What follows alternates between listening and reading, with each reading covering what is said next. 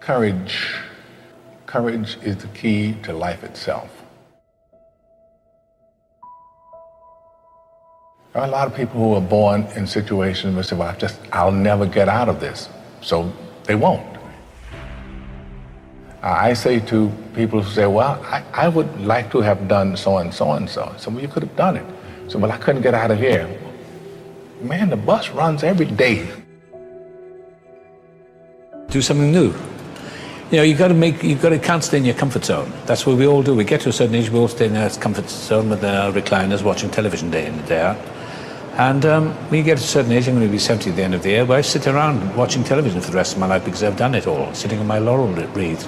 It's not worth it. I mean, life's so short, and such glorious images in the world, and such horror as well, that I want to see it all. And so I've moved out of my comfort zone. It's essential for me. Otherwise, I may as well die. So I've done it, I've broken every rule in the book, and not out of malice or any telling anyone that I'll show you. I did it to show myself. Imagine you're on your deathbed, and standing around your deathbed are the ghosts representing your unfulfilled potential, the ghost of the ideas you never acted on, the ghost of the talents you didn't use, and they're standing around your bed, angry, disappointed, and upset. They say, we came to you because you could have brought us to life, they say. And now we have to go to the grave together. So I ask you today, how many ghosts are going to be around your bed when your time comes? I very often watch a lot of young people sort of meander around without any idea about why they're doing what they're doing. I mean, to want and to be ambitious and to want to be successful is not enough. That's just desire. To get something you never had, you have to do something you never did. To know what you want, to understand why you're doing it, to dedicate every breath in your body to achieve. If you feel you have something to give, if you feel that your particular talent is worth developing, is worth caring for, then there's nothing you can't achieve. I think that we have a very clear vision of where we go, a goal, where do we go? Because you can have the best ship in the world, but if the captain does not know where to go, that ship will drift around the world and will never end up anywhere. And this is exactly the way it is in real life. If you don't have a goal, if you don't have a vision, you just drift around and you're not going to be happy. This is why it is so important to have that vision. Anything you want good, you can have. So claim it. Work hard to get it. When you get it, reach back. Pull someone else up. Each one, teach one. Don't just aspire to make a living. Aspire to make a difference.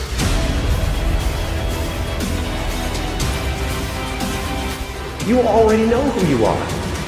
And that peace that we're after lies somewhere beyond personality. Your need for acceptance can make you invisible in this world. Don't let anything stand in the way of the light that shines through this form. Risk being seen in all of your glory. It's our intention.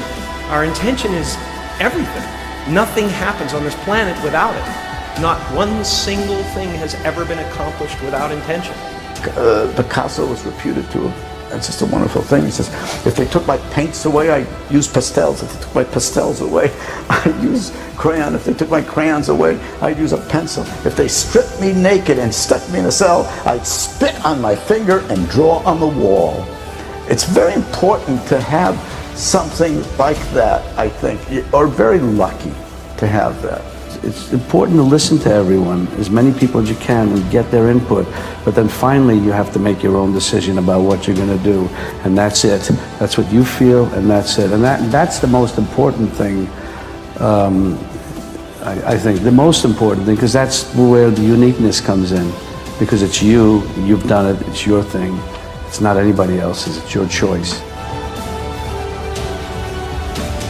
I found that nothing in life is worthwhile unless you take risks.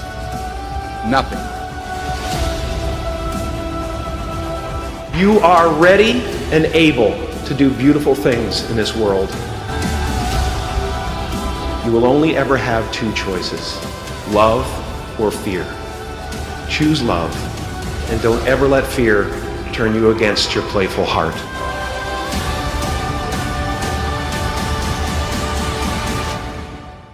This is a good list that I've put together, inspired by a couple of others and my own contribution, and I'd like to share this list with you. First, learning the power of purpose. A person who has purpose in their life, they have something to go for, some meaning. One writer described it, for some people it becomes a magnificent obsession. And for you and I, maybe it doesn't need to be that dramatic as a magnificent obsession. But it has to be something that does something to us, something that pulls us, especially into the future. You know, there are many influences on us. One is the influence of the past. Some people are always pulled back by the past. Some people are always pulled aside by the distractions. But here's what's powerful. If you have a list of high purpose in your life, it pulls you toward the future. And the more powerful the purpose is, the stronger it pulls.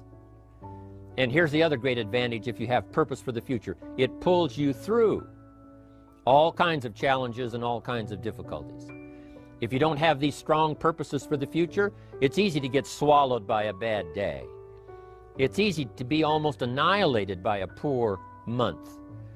And it's easy sometimes to almost disappear beneath the waves of a year that goes backwards if you don't have something to pull you beyond that year. So if you want something to pull you through all kinds of challenges, all kinds of difficulties and things that come at you, you got to have something on out there, beyond today, beyond next week, beyond next month, beyond this year, that pulls you into the future. And the clearer it is, the stronger it pulls. The more dynamic it is, the more it affects your life, your spirit, your heart, your soul. It also creates imagination. It gets your mind working on how to achieve that purpose. And if your mind will work, and if your heart works, and if your spirit works, and if you have good input, like good ideas, I'm telling you, there isn't anything you can't accomplish. So that's one of the great powers that'll make a variable of you, and that is purpose. Here's the next one, self-confidence. Where does self-confidence come from? And this is the best advice I can give you on that. Not neglecting, first of all, the small daily disciplines. Self-confidence really comes from feeling good about yourself. And one of the best ways to feel good about yourself is at the end of the day to know that you poured it on. You did your best. If you conducted a meeting, you did the best you could. If you made a phone call, it was the best phone call you could possibly make. If you wrote a letter, it wasn't a casual letter, it was your best letter. At the end of those kind of days, when you feel good about yourself, self-confidence starts to rise. You know that if you can have this kind of a good day, you can have another one the next day, and those days become the weeks become the months, and the month becomes a powerful year. Self-confidence comes from the lack of neglect. If you will not neglect to do the small daily disciplines, that's where self-confidence comes from. Part of good health is self-confidence. I know I'm going to be healthy. I take the Herbalife products. I eat the apple a day. I walk around the block. I do the jogging on the beach. At the end of the day, when you've really poured it on and you've done all the stuff, self-confidence grows. That self-confidence affects your health, it affects your future, it affects your psyche. So this is true. One of the great powers is self-confidence. Self-confidence means willingness to do whatever it takes to achieve. Some people say, well, I'll do it for a little while and see what happens.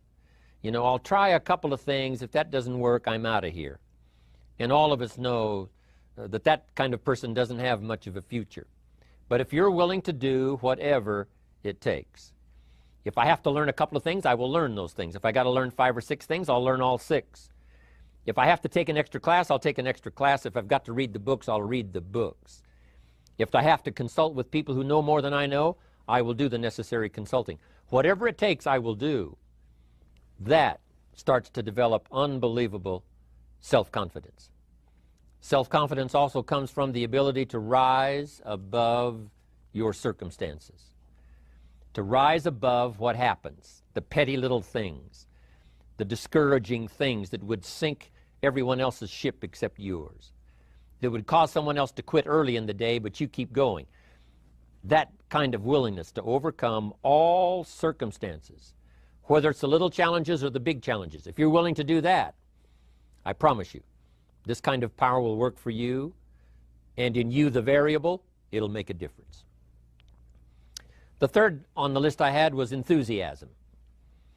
And here's what I wrote about enthusiasm. Enthusiasm that's powerful is mostly enthusiasm that is enthusiasm inside, 90%, 10% outside.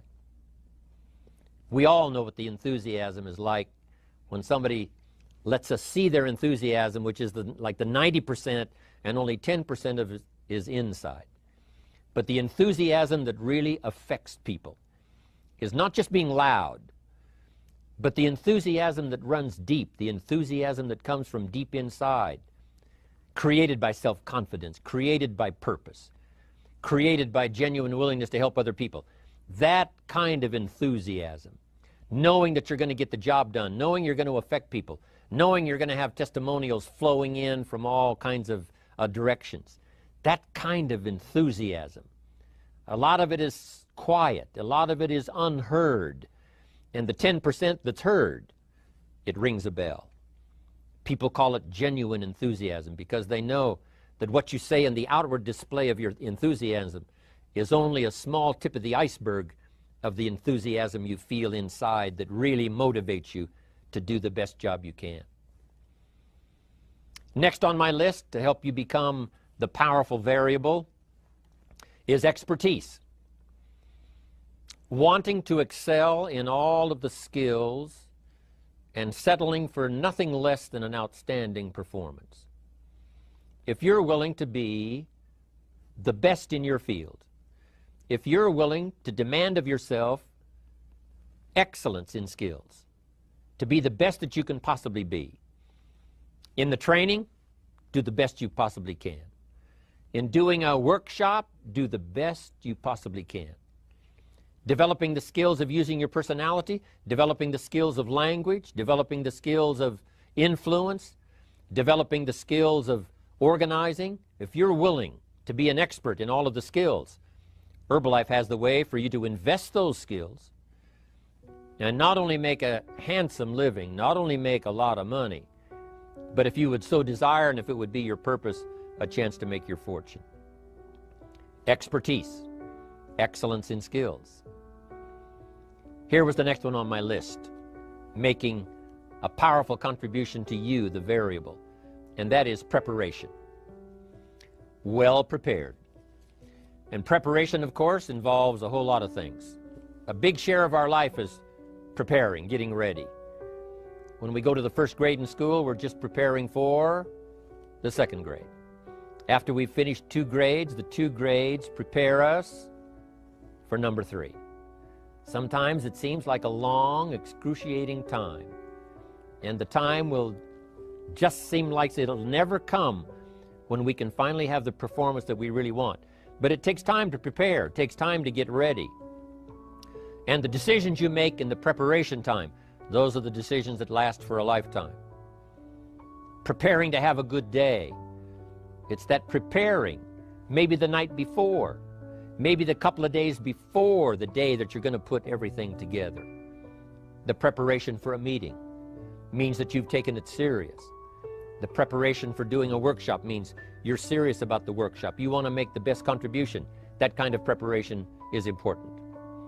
But here's preparation that's very vital, and that is to prepare yourself for success. Life seemingly does not wish to waste success on the unprepared. Life says, why waste a fortune on this person? They're not prepared to do the right things with it. They're not prepared to use it wisely. If a fortune was bestowed upon this unprepared person, it would probably be wasted. The people that could have been touched won't be touched. What could have been done won't be done because this fortune will have been wasted on the unprepared person. So not only look for fortune, not only look for the promise, but prepare yourself and ask of yourself, what can I do to make myself ready? Because remember, life was designed not to give us what we want, not to give us what we need, but life was designed to give us what we deserve. Every value in life must be paid for, and those that pay are the ones that get it. It says those that give receive. Someone says, I wish to receive, I wish to receive. You don't have to concentrate on receiving. Just become a good giver. It says those that search will find. Someone says, well, I need to find some good ideas to help change my life for the future. Then to find good ideas, that doesn't come because you need them, it comes because you search for them. If you want good ideas, you got to go after them. You got to go to the class, you got to go to the workshop, you got to go to the training, go to the book, right? You got to go to the journal, right? Go where good ideas are being taught, go searching, go looking, because good ideas are not going to be wasted on those that are not seeking, searching, well prepared. So, prepare yourself to be ready for fortune when it comes, to be ready for challenge when it comes, to be ready for opportunity when it comes. Opportunity comes along and passes by the person that is not well prepared. I want to prepare myself this year for next year. Yes, I wish to be effective this year, but I'm also thinking of ways, how could I be better? How could my ideas be more powerful? How could they be sharper, more clear? How could I reach some people next year that I perhaps can't reach this year? I haven't reached deep enough into my own soul to affect some people. Some people just pass by and say, hey, what a good speech.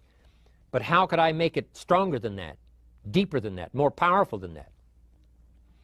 I cannot be as powerful as I could be next year.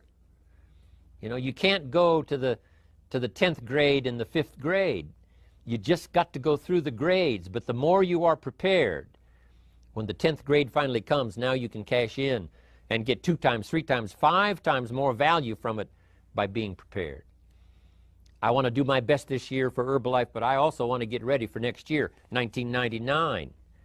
And then when the year 2000 comes, at the turn of the century, I want to be well equipped by language, by instinct, by temperament, by personality, by influence, to really be valuable the year 2000, 2001, 2, 3, 4, 5. That's my goal. I'm sure it's your goal. Now here's the next one.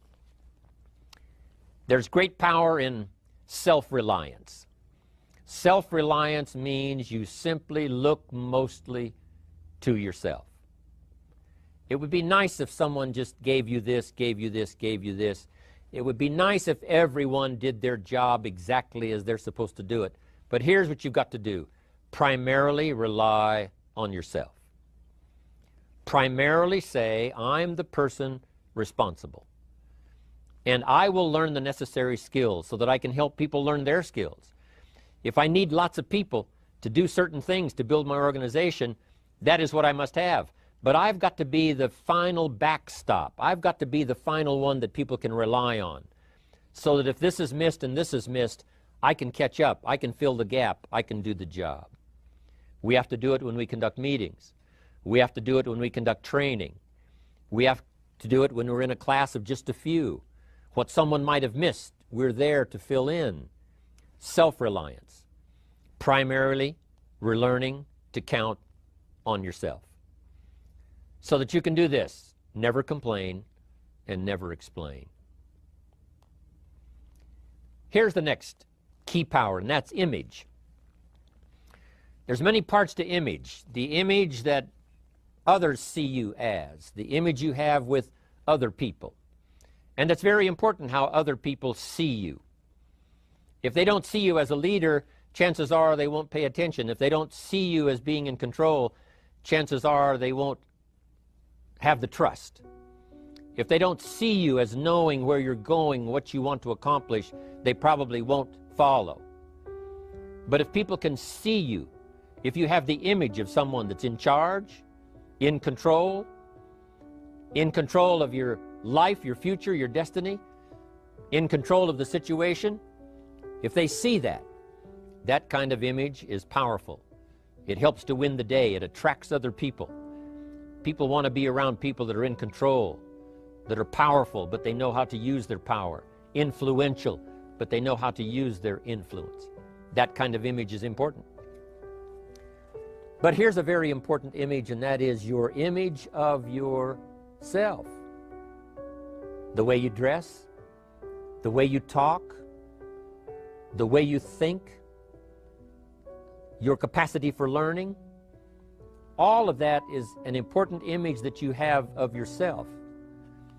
The image that you have that if it needs to be learned, you could learn it. If there's a book that needs to be mastered, you could master it. If there's a skill that needs to be learned, why couldn't you get busy now and learn that skill? That kind of self-image, that I am continually trying my best to be the best I can. Because one of the most important places you have to look is into the future, yes. You got to look into the past, yes. You've got to look around, yes. But one of the most important places you have to look is in the mirror. You know, how I appear to other people, that's important. But how I appear to myself is the ultimate importance. That kind of image, to where you'll develop the self-confidence, you'll develop the self-reliance. Now here's another one in my rather short list. The next word is character. Becoming a person of high values, a person of principles, a person of honesty, a person that earns respect. That kind of character. It took character when Mark started to put the marketing system together. How can we have a system that will build in the integrity, that people will know that if this happens, then this will happen. And if this goes wrong, here's the way to fix it. Unless you have the principles and the character and the integrity to put together a viable plan for a wide variety of people, then the system is not going to last very long. And I've been around long enough, and I'm sure you have been around long enough to see a lot of systems that got started, but they failed. And the reason is because they were not constructed with integrity. They were not constructed with character. They were not constructed with doing the right thing. They might have been constructed to take advantage. You know, cash it out as quickly as possible and leave. Mark was involved when others took advantage of him all those years ago before Herbalife.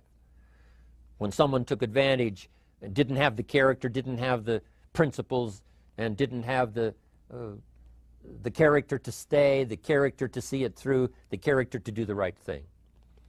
So this is important, to develop the character within yourself, that people see you as honest, as fair, willing to do the right thing, willing to be helpful, but always willing to walk the center line, not to pass the line. When we come to an opportunity like Herbalife, especially multi-level network marketing, it is so dynamic, it is so powerful, and it is so possible in fortune making that sometimes people want to speed up the process by cutting the corners, by neglecting to do the right things, you know, to cheat a little here, you know, cross the line just a little bit, because then, you know, it'll grow faster and you can cash in quicker. Not necessary here. Doing Herbalife right will build your fortune longer and stronger than trying to cut the corners and not doing it right. If we'll have the integrity that Mark had when he started it, and keep perpetuating that we will do the right thing by the marketing system, the right thing by a distributor who has a customer and they take care of that customer belongs to that distributor. That kind of integrity in the marketing system, the kind of integrity we have among each other, the kind of character we have to rely on each other, because here's what we cannot do. We cannot do this by ourselves. Mark's got to count on me. I've got to count on Mark. We've got to count on the president's team. The president's team has to count on the chairman's club for advice and counsel. We have to count on the millionaire team, the tabulator team, the world team. We've got to count on the distributor. We've got to count on the distributor giving the right message to the potential customer. We've got to count on the distributor giving wise counsel to the new recruit, teaching them the right way, the Herbalife way, the principled way, the character way. Vitally important. Building and developing your own character. Now here's another one. It's called self-discipline. Self-discipline, all of us have a challenge with that. Because sometimes it's easy, and especially if you're working hard, doing the best you can, it's easy sometimes to let up and let it go. But remember, so many people, especially now that we're as big as we are around the world, are counting on what we do. At home office, they have to be careful. They have to be disciplined. It's easy for the person who ships the product from Herbalife says, oh, well, I'll wait until tomorrow to ship it. And then they go home and sleep like a baby. But the distributor who's waiting for that product doesn't sleep that night, or doesn't sleep when the product doesn't show on time. But if everybody will have the discipline to say, I will do the best job I can. I will make mistakes, of course, because we're all human, but I'll try to remedy those mistakes and do the best job I can. That kind of self-discipline that understands how important your part is in all of the functions that work. Coming to work on the set here, HBN, there's so many people that play a part.